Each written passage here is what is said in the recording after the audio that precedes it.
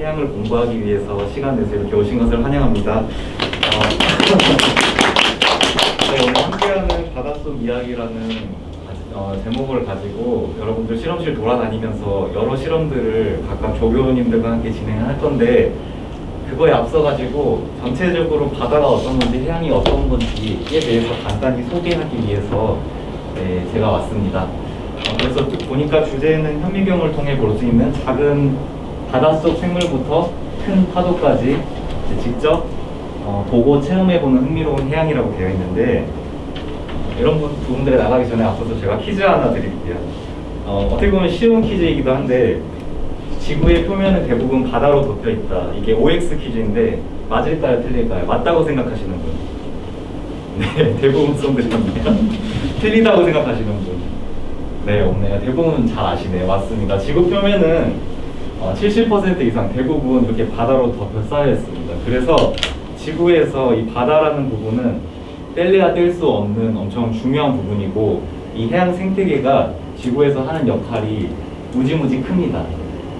다음 퀴즈 하나 더. 여기에 보시면 이게 하나는 달이고 하나는 화성이고 하나는 지구에서 해양의 그 지표, 그 안에 그 지형이거든요. 근데 이게 매핑이라고 해가지고 각각 그 행성의 표면 구조가 얼마나 지금까지 밝혀져 있는가를 표시한 거거든요. 어떤 게 해양일까요? 다들 아마 추정이 되듯이 사실 달이나 화성의 표면 구조는 100% 지금 이미 다 알려져 있습니다. 밝혀져 있습니다. 그래서 구글 어스, 구글 마스 같은 거 들어가시면은 화성 구조 여러분 지금 가면 바로 다 보실 수 있잖아요. 근데 이제 바닷속에 있는 해양의 지형 구조는 우리가 지금까지 한 5%가량밖에 모릅니다. 네. 그래서 어떤 측면으로 보자면 이 바다라는 게 우리 같은 지구에 있지만 저 멀리 있는 화성이나 달보다 우리가 더 모른다고 볼 수도 있는 곳이 바다입니다. 근데 화성은 우리가 탐사할 때 조금 더 기다릴 수 있습니다. 조금 더 나중에 탐사를 해도 되는데, 이 해양 같은 경우는 시급하게 빨리 탐사를 해야 되죠. 왠지 아시겠죠? 이렇게 그림 보시는 것처럼 지구온난화 등등의 여러 가지 문제가 있기 때문에 이 해양은 우리가 얼른 탐구하고 공부해야 돼요. 그래서 왜 공부해야 되냐 하면은 다양한 이유들이 있겠지만, 이미 이야기한 것처럼 해양은 전체에서 70% 이상 차지하는 중요한 부분이고, 바이오디버시티, 생물 다양성이 엄청 많고요. 천연 자원들도 있고, 기후를 조절하는, 지구의 날씨를 조절하는 역할을 해양이 하고요. 또 경제적으로도 다양한 역할을 하고 있습니다. 하나하나 조금 자세히 설명을 드리면, 이제 해양에는 생물 다양성들이 있거든요. 그러니까 다양한 생물들이 살고 있어요. 그래서 지금까지 알려지기로 약 24만여 종이 이 바다에서 살고 있는 걸로 발견이 됐고, 지금도 매일매일 새로운 종들이 매일매일 발견되고 있어요. 그리고 이 지구에 살고 있는 생물의 개체수로 보면은 약 94%가 좀 놀라운 것 같은데 100% 중에서 전체 94%가 이 바다에 살고 있습니다. 네, 축하합니다. 여러분은 선택된 6% 안에 속합니다. 이런 질문을 하기도 하는데, 산소는 나무가 만드는 게, 나무가 생성하는 게 아닌가요? 이렇게 질문을 하기도 하는데, 네, 맞는 말이죠. 근데 사실 이 지구에 생성되는 산소에 나무보다 더 많이 생성되는, 50% 이상 더 많이 생성되는 거는, 많이 생성을 하는 생물은 이 바다에 있는 식물 플랑크톤이 사실 산소를 생성을 합니다. 그래서 이따가 식물 플랑크톤 관찰하는 프로그램도 있더라고요. 그래서 어떤 생물들이 이렇게 산소를 생성을 하는지 아마 직접 이따 현미경으로 관찰할 수 있는 시간도 준비되어 있을 겁니다. 그리고 바다는 이렇게 다양한 천연 자원, 에너지 등등을 생성할 수 있는 공간이거든요. 그리고 조력 발전 배워보셨죠? 네, 그렇죠. 다 끄덕끄덕거리는데, 우리나라는 조수 간만의 차가 크게 있기 때문에 저기 밀물로 물이 들어왔을 때 이렇게 댐을 지어놓고 물을 저수한 다음에 썰물로 물이 나갔을 때 이제 저수 이 차이를 이용해서 에너지를 우리가 사용할 수 있는 에너지로 바꾸는 방법으로 조력 발전을 할 수도 있고요. 시아오에 있는 조력 발전소가 세계에서 가장 거의 큰 조력 발전소로도 알려져 있죠. 그리고 해상 공간은 넓게 트여 있기 때문에 풍력이 있기 때문에 풍력 발전을 할 수 있는 등등 이런 천연 신재생 에너지를 만들 수도 있고요. 망간 단계 들어보셨나요? 망간 단계 안 들어보셨어요? 네. 저기 그 태평양 바다 한 4,000m 그 밑에 심해에 가면 오랫동안 퇴적된 이렇게 검정색들 보이죠? 이런 덩어리인데 이게 망간 단계인데 이게 뭐 코발트, 니켈, 뭐 구리, 이런 망간 등등 앞으로 첨단 산업에 사용될 수 있는 이런 재료들이, 이런 원료들이, 금속들이 저 바닷속에 다 깔려 있어요. 지금 엄청 깔려 있거든요. 근데 지금은 경제성이 안 나기 때문에 이거를 채굴할 수는 없는데 앞으로 이런 거를 지금 채굴하기 위해 엄청 개발할 수 있는, 이 바다에는 또 이런 천연 자원들도 널려 있습니다. 그리고 바다, 해양은 물로 되어 있기 때문에 물이 비열이 엄청 크죠. 그러니까 비열이 크다는 말이 열 에너지를 많이 잡아둘 수 있죠. 그래서 지구가 극단적으로 추워지거나 뜨거워지는 것을 이 바다가 막아주고, 또 이 적도 지방의 뜨거운 에너지를 저기 극지로 차가운 곳으로 이렇게 순환을 해류를 통해서 해주기 때문에 이런 해양이 있기 때문에 이 지구가 우리가 살 수 있는 이런 안정적인 온도 조건을 만들어줍니다. 북극 빙하 해빙이 이런 뭐 기후 관련해서 기후 변화를 보여주는 가장 대표적인 아이콘인데, 원래 이렇게 북극곰이 춤출 수 있었다면 요즘은 이렇게 북극곰이 마르고 먹이도 없고 살 수 있는 서식처도 잃어가고 있죠. 근데 이런 북극이 앞으로 한 30-40년 뒤면은 완전히 빙하가 녹고 이제 비가 오는 환경이 될 거라고 알려져 있습니다. 또 다른 해양의 중요성이 있죠. 제가 해양을 또 공부하고 저는 생물을 공부하는데 하는 이유 중에 하나가 이 회를 끊임없이 잘 안정적으로 먹기 위해서입니다. 그래서 우리가 바다에서 이렇게 생물들을, 고기들이 있으면 이런 것을 어업을 할 때 막무가내 무조건 많이 수확을 하게 되면 이걸 이렇게 많이 수확하는 것을 오버피싱, 남획이라고 하거든요. 네, 들어보셨죠?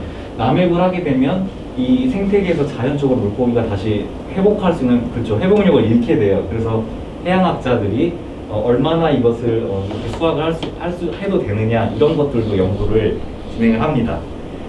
또 이 바다는 생물들이 정말 많아서 다양성의 그런 잠재성이 큽니다. 이제 우리가 육지는 대부분 많이 조사가 돼가지고 육지에 있는 다양한 생물들을 이미 알고 있는데 해양 생물들은 아직까지 우리가 잘 모릅니다. 그래서 이렇게 해양에 있는 특이한 생물들로부터 신약을 만들 수 있는 물질들을 추출을 할 수도 있고요. 지금 이미 하고 있고, 이거는 제가 연구한 부분 중에 하나인데, 여러분 건강 보조 재료 오메가3 같은 거 들어보셨죠? 그렇죠? 네, 그 오메가3를 생산할 수 있는 그런 동물 플랑크톤이 있거든요.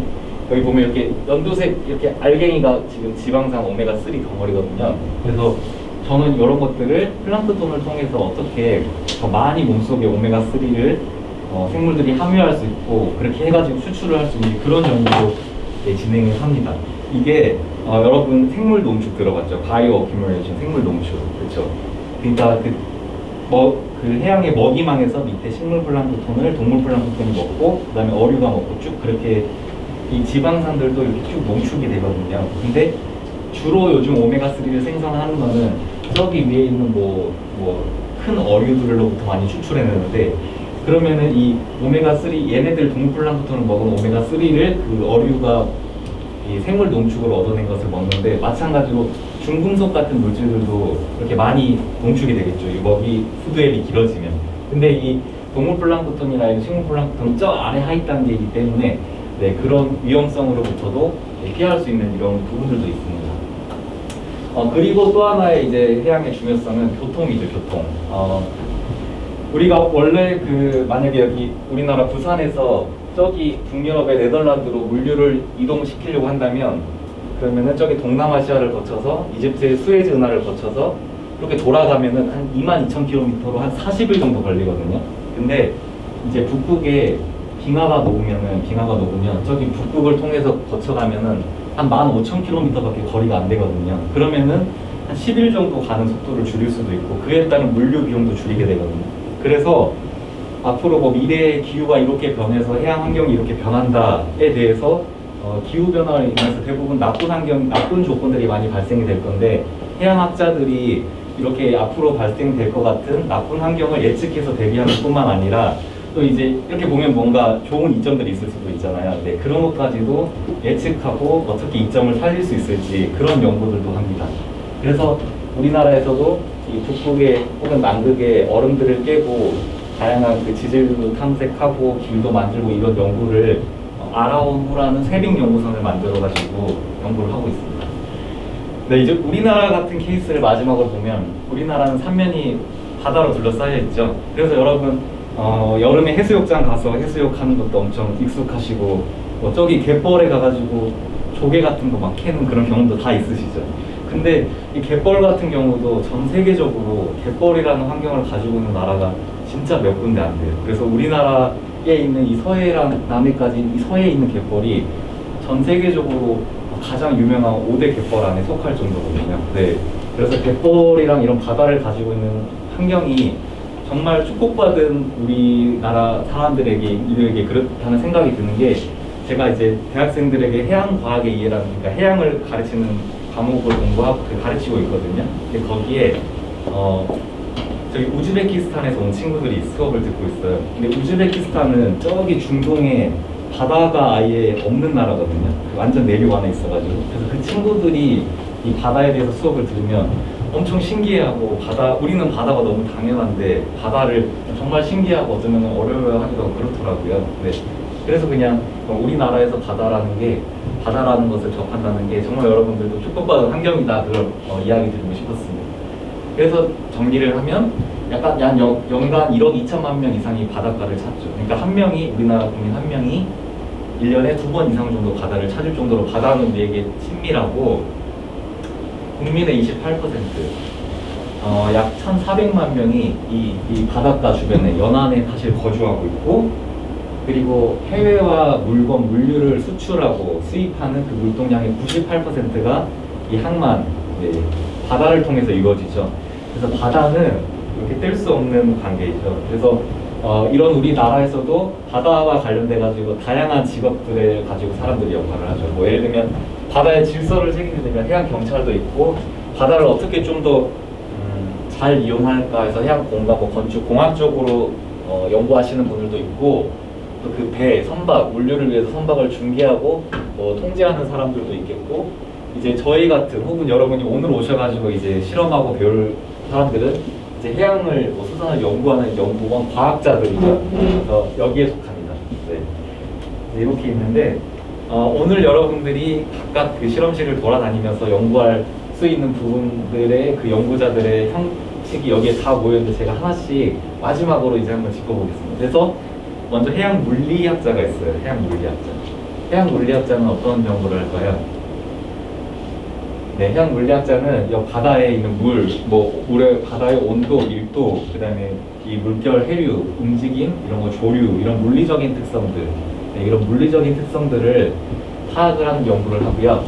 그 다음 해양 기후가 있는데 해양 기후학자들은 대기와 해양의 상호작용 같은 것도 연구를 하고 그래서 이제 모델 같은 거를 만들어서 미래 기후 환경에서 어떤 기후 변화가 일어날 것인지 그런 것들을 예측하는 연구, 이런 연구들도 진행을 합니다.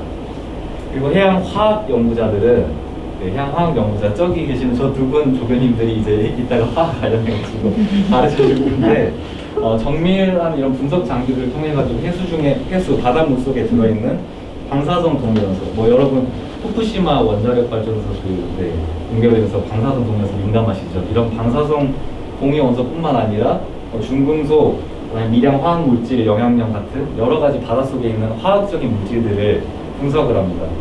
요즘은 갈수록 인류 활동이 증가하면서 이제 해양 오염이 심각하죠. 그래서 해양 오염에 대한 관련된 이런 부분들을 해수에 있는 부분들을 연구하는 사람들이 이 해양 화학 연구자고요. 그다음 해양 지질 연구자들은 이렇게 해양의 지질이 있죠. 보시면 이렇게 뭐 대륙붕, 대륙상염, 심해저, 해양 지진까지 이런 것들을 연구하면서 해양 해저 지형도를 작성하고 또 지구가 어떻게 생겼는지 그런 기원들을 밝히는 연구들을 해양 지질 연구자들이 하고 이제 마지막으로 이제 해양 생물 연구자 같은 경우인데 해양 생물 연구자는 바다에 사는 미생물이면 눈에 안 보이는 생물 말하거든요. 아까 플랑크톤, 그런 미생물부터 식물, 동물 이렇게 다양한 생물들을 해양 생물들을 연구하면서 이 해양에서 일어나는 생물학적인 현상이나 이런 과정들을 조사하는 과학자들이 해양 생물 과학자입니다. 그래서 이 해양학이라는 과목, 해양학이라는 이 연구 분야는 이렇게 다양한 학문들이 다 연결이 되어 있어요. 만약에 해양을 생물학적으로 바라보면 그 사람이 이제 해양 생물학을 한다고 말할 수 있고, 해양을 이제 화학적으로 바라보면은 이제 해양 화학을 연구한다고 볼 수 있고, 여러분이 물리에 관심이 있는데 해양도 관심이 있다 그러면은 해양 물리학을 연구할 수 있는 거고, 이런 해양 지질학 이런 식으로 해양이 다양한 학문들이 복합적으로 결합된 학문을 이제 이게 해양학입니다. 그래서 마무리하자면 보니까 여러분들이 할 실험이 식물 플랑크톤 관찰하기, 그리고 해류계 관찰, 아마 뭐 해류 유속이나 뭐 그런 거 볼 것 같고요. 그다음에 기후, 날씨 모델에 대해서 오늘 또 알아볼 것 같고, 해조류 표본 만들기, 그리고 해수 화학 반응 관찰하기, 이런 실험들을 통해서 지금 해양에 이렇게 닥쳐 있는 뭐 문제라든지 이런 것도 조금 더 익숙해질 기회가 될 거고, 뭐 해류도 보게 될 거고, 그 중에 일부는 오시아노그래퍼라고 해가지고 해양학자를 말하거든요. 또 이제 해양학자를 꿈꾸는 학생들도 있을 텐데, 한번 오늘 그 탐방을 통해서 이렇게 바다를 살짝 들어봐가지고 바닷속에 뭐가 있는지 여러분이 접할 수 있는 좋은 기회가 될 거라고 생각합니다. 오늘 잘 오셨고 모든 실험들 열심히 잘 하시길 바랍니다.